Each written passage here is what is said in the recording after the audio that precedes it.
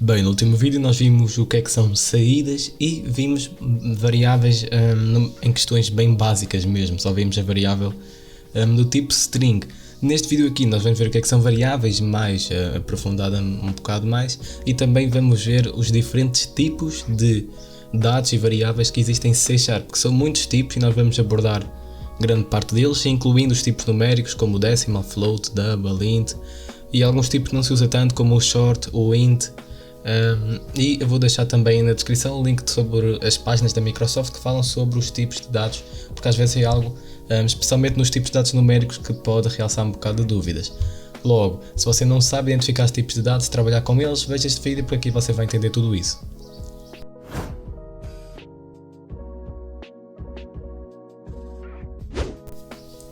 Bem, logo este foi o código aqui do último vídeo. Nós vimos aqui uma variável tipo string que armazena um texto. Logo nós já vimos aqui que é uma variável, mas eu vou relembrar aqui que uma variável é basicamente um objeto, um valor que armazena outro valor. Basicamente é algo, neste caso seria uma posição na memória que possui um valor guardado. Ou seja, por exemplo aqui a minha variável chamada texto possui o valor olá mundo guardado nela.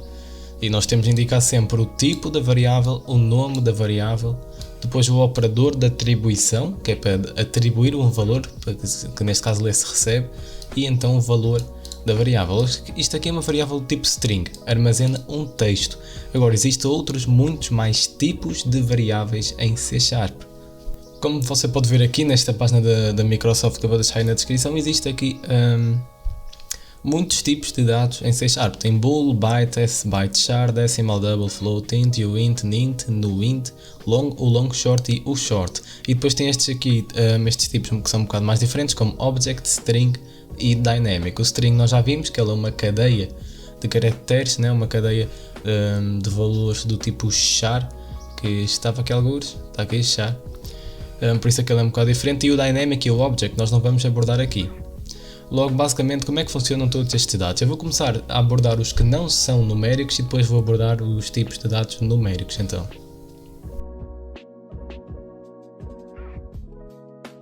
Logo, o primeiro dado então que nós vimos foi então o string. O string, como nós já vimos, o tipo de dado string significa corda porque é uma cadeia de caracteres. Neste caso, o tipo de dado string armazena um texto. Eu até vou tirar este console.writeLine aqui. Logo armazena aqui um texto. E é bom que você fixe como se cria as variáveis, né? Indicando o tipo, depois o nome e depois o valor, que é para não estar sempre aqui a repetir. E se você não entende nada de C#, vá ver a playlist de fundamentos de C# aqui, que tem aqui no canal, que é o módulo 1 que eu trago aqui de C#. Logo bem, o primeiro tipo que nós vamos ver aqui no numérico é o tipo char, ou de caractere, né? Caractere. E basicamente você indica aqui o tipo char, vou dar o nome como letra e vai receber o quê? Ao contrário da string que nós utilizávamos para escrever um texto aspas duplas, aqui nós vamos utilizar aspas simples e vamos colocar um caractere maiúsculo ou minúsculo, vai guardar apenas um caractere.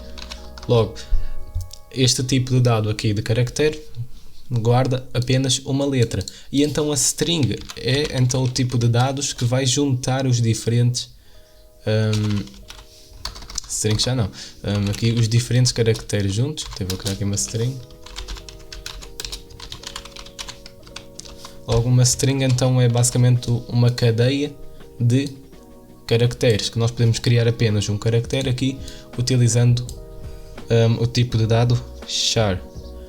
Ou seja, este é um tipo de dado aqui bem simples e uma coisa que às vezes não se entende muito bem é que é possível você converter um tipo um valor em char para um valor numérico.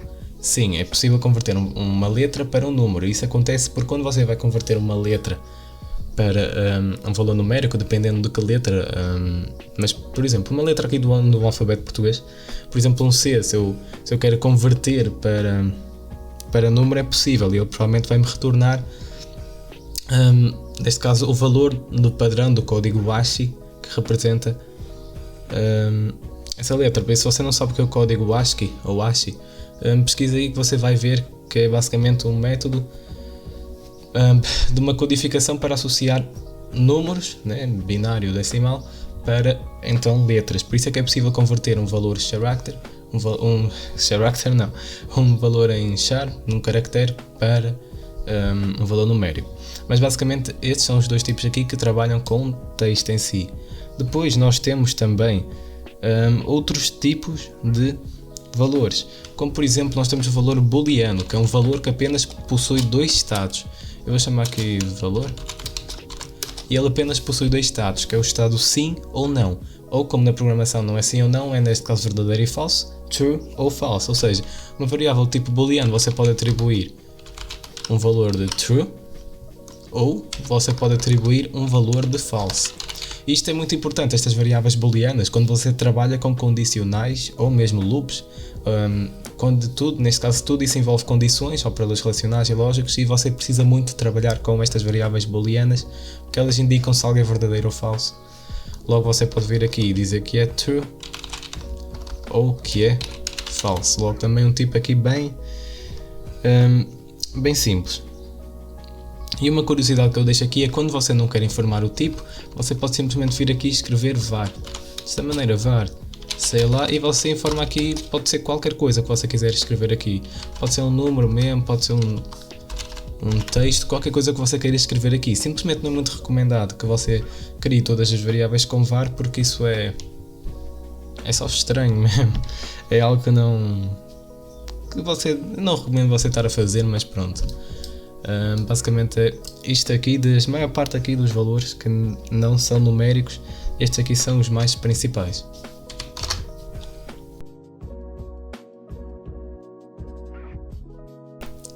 Logo, como nós vimos aqui, bool, o char e o resto é tudo numérico, e depois tem então a string, que é a exceção do conjunto de chars. Quando você não souber bem um tipo, por exemplo, aqui, se você não sabe o tipo byte, você pode ver aqui. Neste caso ele até abriu-me aqui o link sobre os valores numéricos, como byte, byte short, o short, que é o que nós vamos falar agora, que são todos os valores numéricos. Bem, o primeiro valor numérico que você vai trabalhar mais na programação com C# é o valor inteiro, ou seja, o valor tipo int, que é inteiro. Uma variável aqui do tipo int, ela pode armazenar qualquer número que seja inteiro. Bem, não é qualquer número, mas é grande parte dos que você vai precisar. E ela armazena um número que é inteiro, ou seja, um número que não é decimal, como por exemplo 20,5, 20,16, não, tem de ser um número inteiro, 1, 2, 3, 4, 20, etc. Ou seja, posso vir aqui e colocar 20. É um número inteiro, eu posso perfeitamente colocar aqui. E basicamente funciona desta maneira. Variáveis do tipo int armazenam valores inteiros.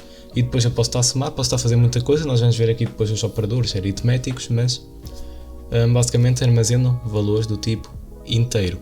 Uma coisa que você também pode fazer é a criação de múltiplas variáveis, como por exemplo aqui n1, n2, n3. Você pode, por exemplo, estar a criar aqui vários valores assim. Você, quando cria um valor, você não tem de indicar especificamente o tipo, você pode só vir aqui e char letra e deixar aqui sem valor e depois atribuir mais tarde o valor. Por exemplo, então desta maneira posso criar três dados do mesmo tipo aqui, tipo int, e depois atribuir que n1 é 20, n2 é 30 e então como eu quiser. Logo, você pode fazer isto, só uma curiosidade aí. Logo, o tipo inteiro é o valor com que você vai trabalhar mais aqui, que armazena dados inteiros. Depois existe aqui algumas variações aqui do int, do valor inteiro. Existe então o int, que ele mostra aqui que ele é um valor de 32 bits, isto aqui de 16 bits, 8 bits, 64. Você não precisa muito às vezes para quando se trata de conversões, saber se a conversão ela vai ser implícita ou explícita, convém você saber isto, mas aqui é um bocado inútil. E como existe o int, existe aqui também o int. Basicamente, como é que isto funciona? As linguagens, elas, quando criam valores, elas podem trabalhar com diferentes níveis de capacidade de armazenar os valores. Por exemplo, Lua é uma linguagem que não tem limites. Os limites de um valor numérico que pode ter numa variável em Lua é, neste caso, o espaço que tiver na máquina onde Lua está a rodar. Já C# já é um bocado diferente, e o valor inteiro ele pode ser de menos 2 bilhões e não sei quanto até 2 bilhões e não sei quanto, ou seja, consegue armazenar um número que cabe neste range aqui. Se você precisar de um valor maior do que este aqui, ou seja, até vou dar aqui um zoomzinho, você precisar de um valor maior do que menos, neste caso um valor que passe, por exemplo, os 2 bilhões, que não esteja dentro deste alcance aqui, basicamente, então você pode trabalhar com o int. Como é que o int ele funciona? Ele vai de 0 até 4 bilhões, ou seja, em vez de ser de menos 2 até 2, é de 0 até 4, basicamente, né? Bilhões, e mais estes números aqui. Se você precisar então de um número ainda maior, que nem o int nem o uint cheguem, então você pode trabalhar com o long. O long ele vai de menos 9, agora deixa cá fazer as contas, deste valor aqui. Sinceramente nem sabia que era assim tão grande, mas ele vai deste valor aqui, e raramente você vai precisar trabalhar com um valor que seja maior que o alcance do long.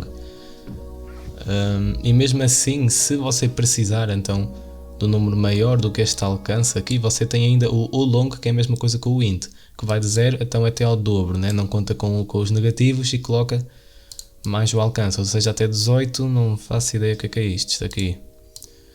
Bilhões, bilhões, trilhões, quadrilhões, não faço ideia. Depois você tem o int e o no int, que ele vai, que ele mostra aqui, que depende on platform computed at runtime. Eles são valores um bocado diferentes, porque eles já não trabalham tanto com uma questão do alcance. E se você quiser explorar, você pode ver aqui cada um destes valores sozinhos. Não vou entrar muito em detalhe aqui do int nem do no int, mas basicamente é isto. Logo, e também até avancei, você tem o short, que o short ele faz exatamente a mesma coisa. Logo, você tem short e o short, que é valores de menos de 32.000 até 32.000 e tal, e depois o short, que é de 0 a 65.000, porque ele tira os valores negativos e coloca para cima o alcance. Depois você então tem o int e o int, como eu já disse, menos 2 bilhões até 2 bilhões, e depois o int, então de 0 tira os negativos e coloca mais o alcance. E se você precisar do número ainda assim maior, você tem o long e o long, que raramente você vai trabalhar com um valor maior que este aqui. Logo, estar aqui a falar de cada um destes em específico não é necessário, porque o que varia então é o alcance. Por norma, você vai trabalhar sempre com o int e com o int, que são aqui os mais comuns que você vai trabalhar. Depois então você tem aqui o sbyte e o byte. Logo, o byte ele armazena um valor. Logo, se você tem conhecimentos em binário, você sabe que um byte é um conjunto de 8 bits, ou seja, um bit ele pode ser um 0 ou um 1, e então um byte ele basicamente é um conjunto de 8 bits, quaisquer 8 bits, que você até pode dar aqui um espaço, e seja basicamente um byte, todos os valores em binário eles podem ser convertidos para decimal e representar um número. Neste caso, o alcance que um byte tem é de 000, aqui, 000, até 1, e a mesma coisa. Com estes números aqui, você consegue fazer em decimal de 0 até 255. Ou seja, um valor byte que você criar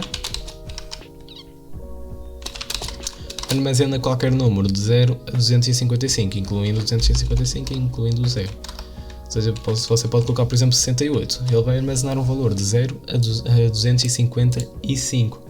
Porquê? Porque é basicamente então um byte que ele guarda de valor. Se você quiser se aprofundar aqui em linguagem binária, você pode procurar aí deve existir vários cursos de bases numéricas que explicam isto aqui melhor do que eu explicar isto aqui à pressa. E depois também existe o S-byte, que é o short byte, né, a abreviação, que em vez de ser de 0 a 255 é de menos 128 a 127, que é a mesma coisa de dividir o número ao meio e deixar metade para negativo, metade para positivo, só que é ímpar, não dá para dividir, fica mais um ali para o negativo, mas basicamente assim que você trabalha com os valores numéricos inteiros.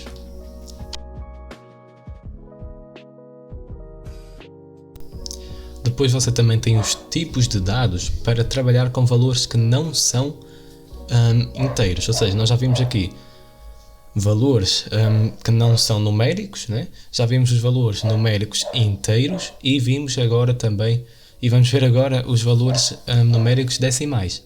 Basicamente, você trabalha mais com estes três aqui, né? acho que até só existem estes três, que é o float, o double e o decimal. Há quem não entenda bem a diferença, e basicamente a diferença do float, do double para o decimal, é o tamanho e a capacidade, a precisão que eles tiram do número decimal. Basicamente é isso, do número, seja com uma vírgula, que na programação é representado por um ponto. Ou seja, por norma você vai trabalhar mais com o float.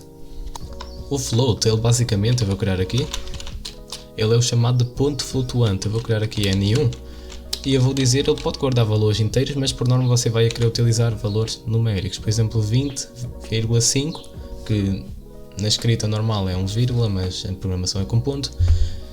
E você tem de colocar uma coisa, que é você tem de colocar aqui um F.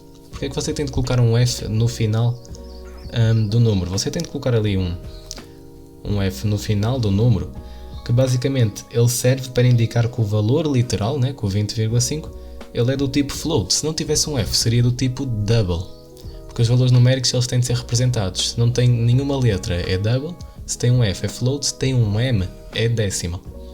Ou seja, o float ele basicamente é um valor de 32 bits, é o valor mais pequeno, apenas 32 bits, que se você já sabe que um byte é 8, você pode fazer as contas e ver que são, neste caso, 4 bytes, 8, 16, 24, 32, e então basicamente ele possui mais ou menos uma precisão de 6 a 9 casas decimais. Até fui confirmar aqui, porque eu nem me lembrava, sabia de cor, 4 bytes aqui, e ele, como diz aqui, 6 e 9 casas decimais, ou seja, no float você pode armazenar números com mais ou menos, ora, 1, 2, 3, 4, 5, 6, 7 casas decimais, mais ou menos assim, para você estar a trabalhar. Se forem muitas casas decimais desta maneira aqui, já pode dar problema em cálculos ou mesmo em armazenar o valor, pode dar problema, ou seja, a precisão dele é de 6 a 9 casas decimais. Depois você tem o double. O double ele já possui, neste caso ele já é um valor de 8 bytes, ou seja, 64 bits, é um valor com o dobro do tamanho aqui do float, e ele possui então um alcance de 15 a 17 casas decimais. Porquê que você vai trabalhar com valor de 15 a 17 casas decimais? Não sei. Lembrando que não é por o alcance dele é de 15 a 17 que você tem de colocar 16 ali casas decimais. Não, você pode trabalhar com uma, com duas. Mas, se, por exemplo, se você quer utilizar 13 casas decimais, o float não é aconselhado. Porquê? Porque questões de desempenho e memória, tudo isso, é melhor o double para isso. Mas como ele mostra aqui em baixo, é possível criar um valor double apenas 12.3, sem problema aqui. Eu nem sei se ele tem mais exemplos. Não, o resto aí já é conversões e outras coisas. Mas basicamente é isto, 15 a 17, e você não tem de indicar nada. Ao contrário do float, você precisa de um F, no double você não precisa de indicar nada. Não, double é 2 aqui, 20. Vou colocar aqui duas casas decimais para diferenciar. Você não precisa de indicar letra nenhuma. Agora no decimal, que é o próximo, você precisa também de indicar letra. E como mostra aqui, o decimal novamente é o dobro também, de 8 passa para 16, o que faz 128 bits, e ele possui então uma precisão de 28 a 29 casas decimais, ou seja, é muita coisa. Raramente você vai utilizar isto tudo, e lembrando que não é porque é 28 a 29 que você tem de trabalhar com elas. Você pode sempre colocar apenas uma casa decimal, mas para isso seria mais inteligente usar o float. Por isso o float e o double é o que você trabalha mais. O decimal você não vê tanto, e provavelmente eu uso mais o float, mas basicamente é isto aqui. Ou seja, para você criar aqui um valor do tipo decimal, você cria aqui N3 e você tem de dizer que vai ser igual a no que você quiser. Vou colocar muitas agora para diferenciar. Você tem que acabar com um M maiúsculo, que é para indicar que o valor é do tipo decimal. Se não tem letra é double, se tem um F é float, se tem um M é decimal. Logo basicamente é isto. Uma curiosidade é que o float, como nós já vimos, ele é um número de 32 bits. Aqui o double, ele é um número de 60, coloquei um 7 aqui, de 64 bits. E aqui o decimal é um número de 128 bits. E o char, que nós vimos que é possível converter um valor aqui em char É possível converter um valor, depois isto sobre conversões nós vamos ver isso mais à frente, mas como foi dito, é possível converter aqui um valor que esteja aqui, que seja uma letra em um valor numérico. O char é um valor mais pequeno, ele é um valor apenas de 16 bits, se eu não me engano. 16 bits que C#. Você só precisa de um byte para guardar uma letra, mas ele é um valor de 16 bits. Eu até vou confirmar aqui. Eu não enganei, é 16 bits aqui. E como eu disse, então ele mostra aqui que é possível você converter aqui o número em decimal para char, char para decimal.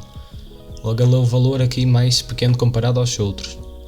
E às vezes saber o tamanho em bits de cada valor é útil por causa de quê? Por causa das conversões, que para você saber se uma conversão ela vai ser implícita ou explícita, você às vezes tem de olhar para o tamanho das coisas. Claro que isso é uma questão de entender ao certo como funciona, na prática seria apenas decorar e pronto, mas é uma questão de entender. Logo, estes são os tipos de dados numéricos decimais. Logo bem, este vídeo vai ficando por aqui. Se você tem alguma dúvida acerca de qualquer coisa que eu falei aqui, deixa aí em baixo e eu vejo você então no próximo vídeo.